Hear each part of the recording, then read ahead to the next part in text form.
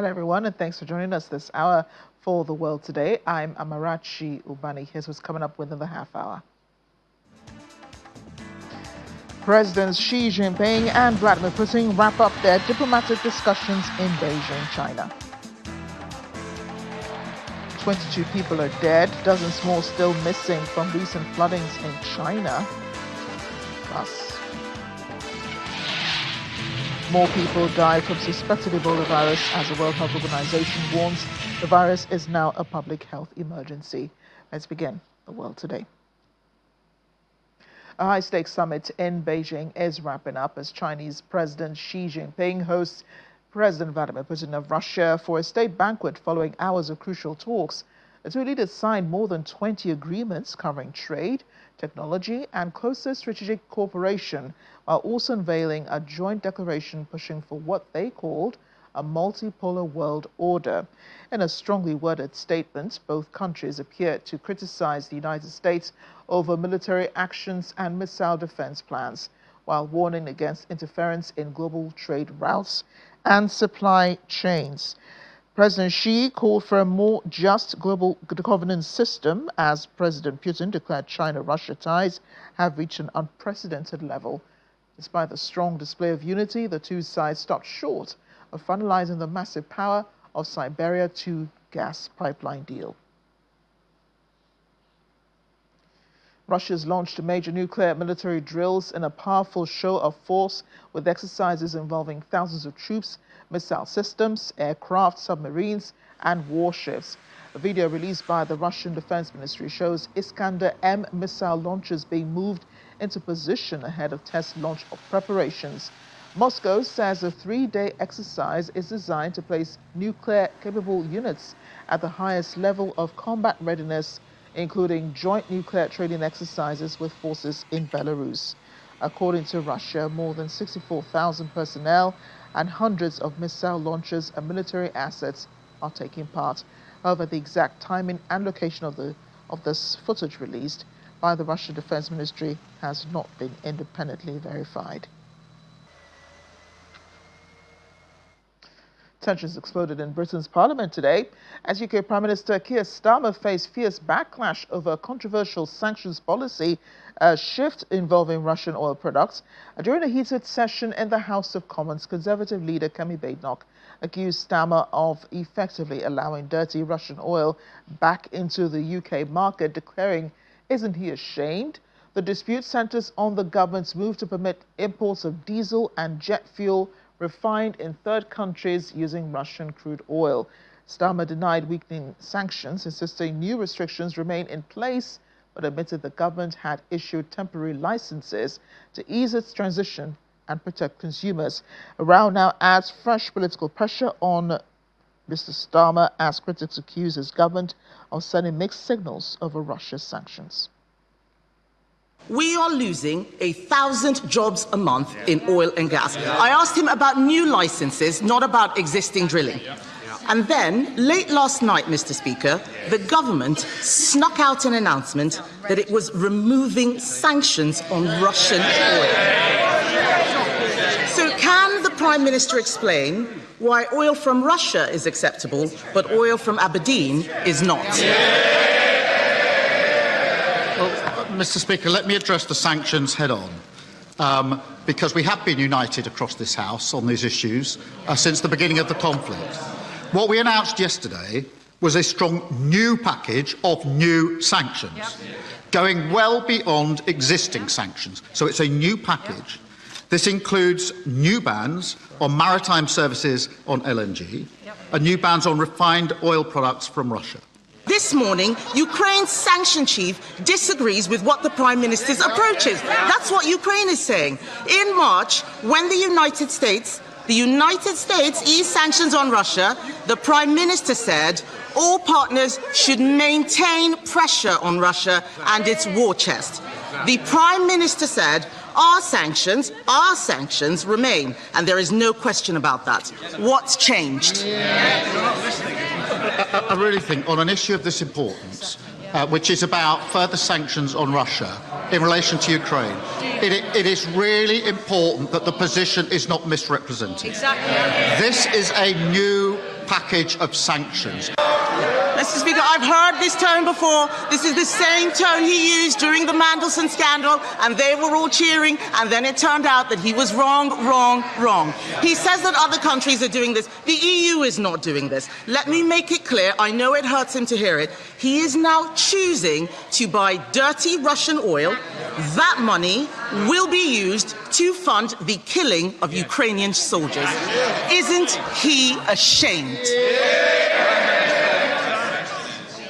I really think that to misunderstand and misrepresent what is happening, this is a very serious issue where we're working with others. These are new bans. They're new sanctions. They're new bans on maritime services on LNG as of yesterday. They're new bans on refined oil products from Russia as of yesterday. And just listen to him, and I wonder if he is okay. He is so deep in the bunker, Mr. Speaker. He's importing sanctioned Russian oil. He's nationalizing steel. He's imposing price controls in the supermarket. It's like the Soviets won. This country needs a government that has got its act together, Mr. Speaker. Instead, what we have is a prime minister hanging by a thread, fake support from his backbenchers, too scared to take difficult decisions, losing his moral compass by backsliding on Ukraine. Yes, he is. Mr. Speaker, look, the shakes of their head are so feeble. It's so feeble. Well, the Prime Minister has announced an extension of fuel duty freeze for the rest of the year as rising tensions in the Middle East continue to push up global oil prices. The 5p fuel duty cut, first introduced in 2022, had been expected to expire later this year. But Mr. Starmer says the government is stepping in to ease pressure on motorists facing soaring fuel costs. The move comes after reports petrol prices climbed to their highest level since the start of the Iran conflict, with average prices reaching more than 158p per litre.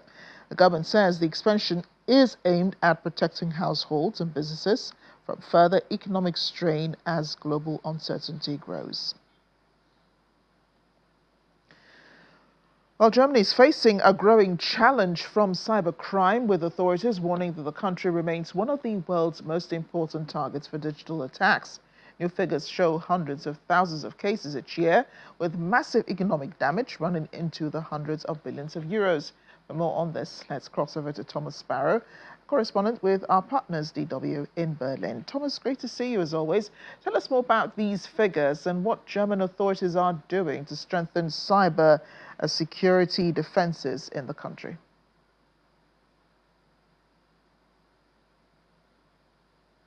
What these figures reveal is that Germany remains a very attractive target for cyber criminals, both from an economic perspective and from a political perspective. We're talking here of around 335,000 cases that German authorities recorded last year alone. That's a very significant number, and authorities actually stressed that the actual number could be much higher because many cases remain unreported. And beyond this, the economic damage has also been described as being very significant, around 200 billion euros in damages. And just to put that into context, that's around 4.5% of Germany's GDP.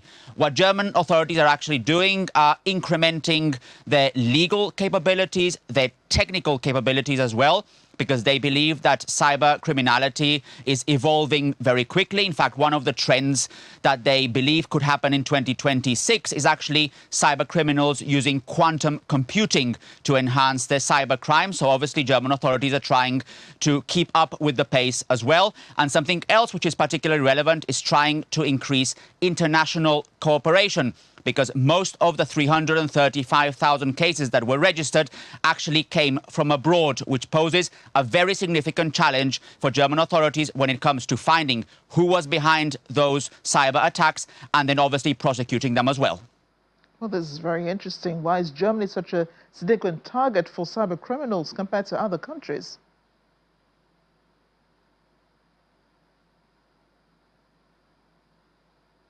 Germany is one of the most important economies in the world. It is at the center of the European Union. It has significant critical infrastructure and major companies that are obviously very important around the world. So from an economic perspective, Germany is a very significant target. I already mentioned some of the actual numbers. But politically, Germany is also very significant and very important for cybercriminals, in particular for its support of Ukraine. German authorities believe that many of the attacks, many of the cyber attacks are actually politically motivated, and they may have come from the Russian sphere of influence, if you will. That is something that was seen not only when it comes to companies that were attacked, but also, for example, public services that were attacked in several cities, or also public offices. So it's not only about the economy, it's not only about ransomware, if you will, but it's also about the political impact that comes with so-called hacktivists, in particular from the Russian sphere of influence. That's something that for German authorities remains a very significant challenge, and that explains why Germany remains a significant target for cybercriminals, both from an economic point of view, but also from a political point of view as well. Thomas, authorities warn that AI is changing the threat landscape. So how exactly are cybercriminals using these technologies? So they are using AI in particular to speed things up when it comes, for example, to sending phishing emails in various languages very quickly using the style of specific companies. So one element where authorities see AI being used is precisely to make things much more easy for cyber criminals and much more advanced for them as well. This has the impact that it lowers the bar also for potential cyber criminals that want to enter the business. They don't need all the skills that were needed in the past. A second element in which AI is being used is to find specific gaps, specific weaknesses in IT systems in German companies. That's something else that's a significant concern for German authorities. However, experts have also warned that just as AI is being used by cyber criminals to speed things up, AI can also be used in a defensive way to help companies and help institutions specifically find those gaps before they're actually attacked by cyber criminals. So essentially, German authorities in that report, where they mentioned those statistics, also stressed that the situation is evolving very quickly from an economic perspective, but also evolving very quickly from a technological perspective as well. And that's why they basically need to keep up with the pace as well. Thanks again, Thomas, for bringing this to our attention and for your reporting on it. Thomas Sparrow with the DW. Our deadly floods are sweeping across parts of China after torrential rains triggered catastrophic flooding in several provinces, leaving at least 22 people dead and more than 20 others missing. In Gwangju province, dramatic footage, we're looking there, showed homes submerged and farmland destroyed as emergency crews raced to rescue stranded residents. In Shangming Township, rescuers waded through deep floodwaters to save two elderly people trapped inside the upper floor of their home after rising water swallowed the lower level. Meanwhile, in Hubei province, rapidly rising river levels cut off entire communities, forcing rescue teams to trek for hours on foot to reach isolated villages. China's Ministry of Water Resources has now activated emergency flood responses across 7 provinces as crews continue searching for missing persons, clearing roads and restoring damaged power lines. Authorities warn more heavy rainfall could still be on the way.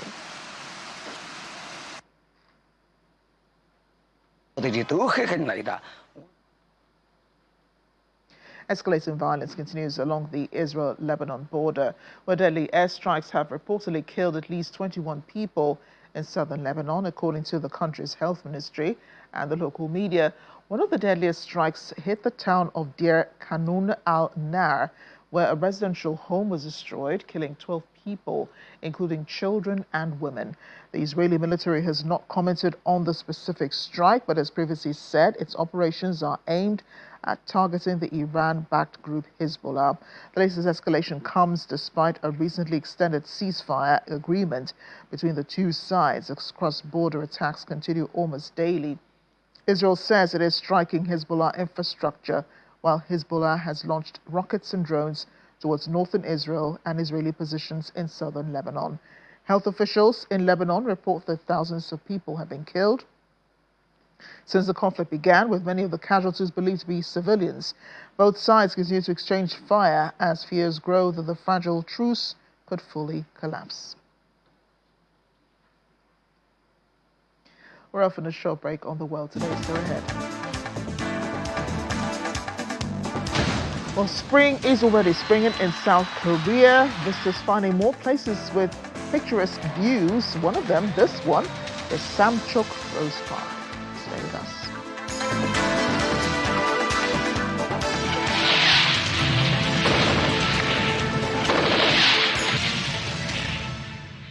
An emotional vigil has been held in San Diego following a deadly attack at the city's largest mosque that left 3 people dead, including a security guard hailed as a hero.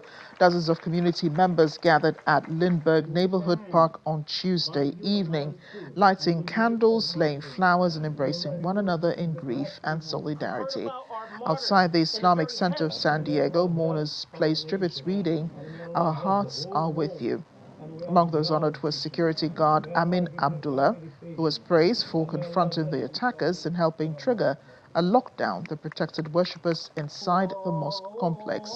Local leaders describe him as a hero who may have saved dozens of lives, including children inside the center's school. Authorities say 2 teenage suspects were later found dead nearby, with the FBI investigating the incident as a hate crime. When we go inside the Islamic Center to pray, he stands at the gate protecting our backs. If it was not for him sacrificing his own life, the result of this attack would be much worse, much worse. If it was not for what he did, the shooters would have very easy access to every single classroom. And the crime would be something extremely horrible.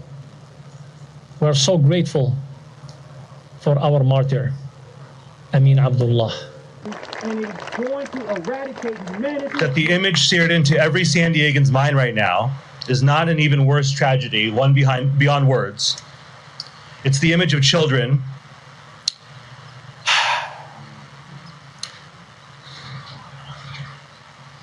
tiny hand in tiny hand, walking single file, walking out alive. This was anti-Muslim violence, and it did not appear out of nowhere. It grew in the soil of dehumanizing language about Muslims in our country and about Muslims abroad, in Iran, in Lebanon, and in Gaza. The Islamic Center has been a longtime partner in our collaborative work for justice, especially in accompanying immigrants. Houses of worship must always be sanctuaries of peace, safety, and prayer. An attack on one faith is an attack on the sacred dignity of all human life. So on behalf of the entire Roman Catholic community of San Diego, we offer our deepest condolences. Scores of foreign nationals in Durban, South Africa have gathered outside a refugee reception center, demanding protection from law enforcement authorities amid growing fears of their safety. The demonstrations come in the wake of recent anti-immigration marches staged in parts of the country by several civic organizations. Yesterday, tensions escalated when the group marched to the Durban Central Police Station, where police dispersed protesters using rubber bullets. Meanwhile, President Cyril Ramaphosa, while paying tribute to foreign nationals for their solidarity during South Africa's struggle against apartheid, stressed that the country does not win or did not win its freedom alone. The Order of Companions of O.R. Tambo recognizes eminent foreign nationals for friendship that they have shown to our country over many years. We did not win our freedom alone. We were carried by a great tide of human solidarity that stretched across our continent and the entire globe. We owe a great debt to the many leaders, peoples, and nations who supported us.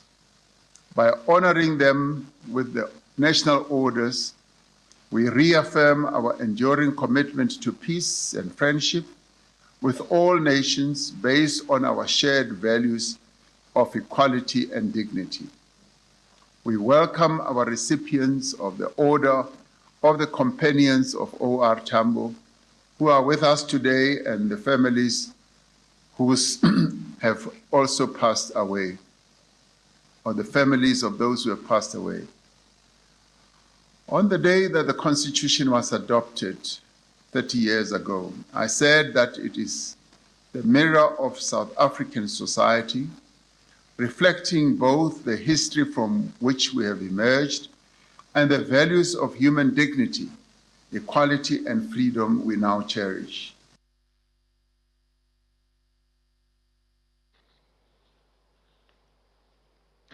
Director General of the World Health Organization, Dr. Tedros Ghebreyesus, has declared the expanding Ebola outbreak a public health emergency of international concern. He is, however, stressing that it does not constitute a pandemic emergency.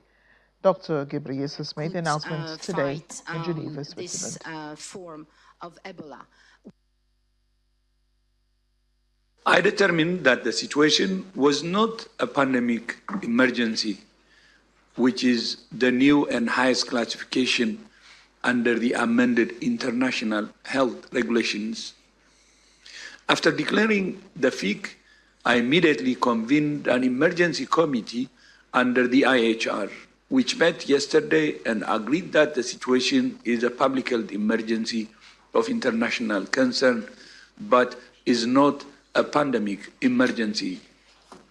WHO assesses the risk of the epidemic as the high at the national and regional levels and low at the global level. While Ebola is not a new problem in the DRC, health authorities face unique hurdles because laboratory sequencing has confirmed the crisis is driven by rare Bundibugyo Ebola virus. In the meantime, DRC authorities have tightened border controls at crosses near Goma.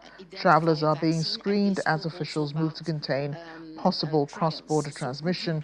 At least 131 deaths have been recorded, with hundreds of suspected infections linked to the rare Bundibugyo strain, now classified as a regional public health emergency. Residents say the restrictions are already disrupting trade and livelihoods along the frontier. And, optimized treatment center.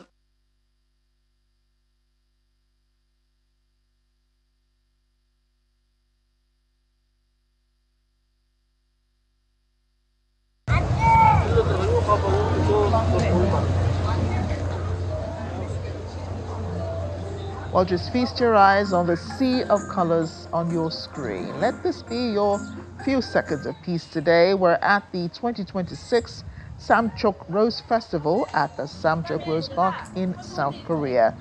At the heart of the event, Samchok Rose Park has been transformed into a breathtaking floral wonderland, showcasing around 10 million roses from over 200 varieties under this year's theme, The Birth of the Rose Kingdom. Visitors stroll through fairy tale installations, including a glowing rose tunnel, while enjoying parades, food stalls, and live performances. Many guests describe the experience as emotional and unforgettable, while families traveling from nearby cities to celebrate the special occasions surrounded by flowers and fragrances. The festival will reach its peak later this week with a spectacular air show by South Korea's famed Black Eagle aerobatic team, closing the celebration in true sky-high style.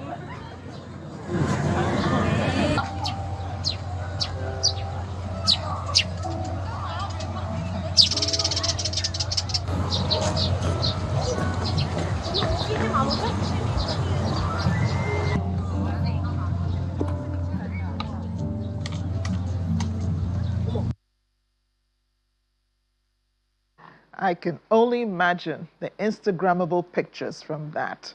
Thanks for watching the program. I'm Amarachi Ubani.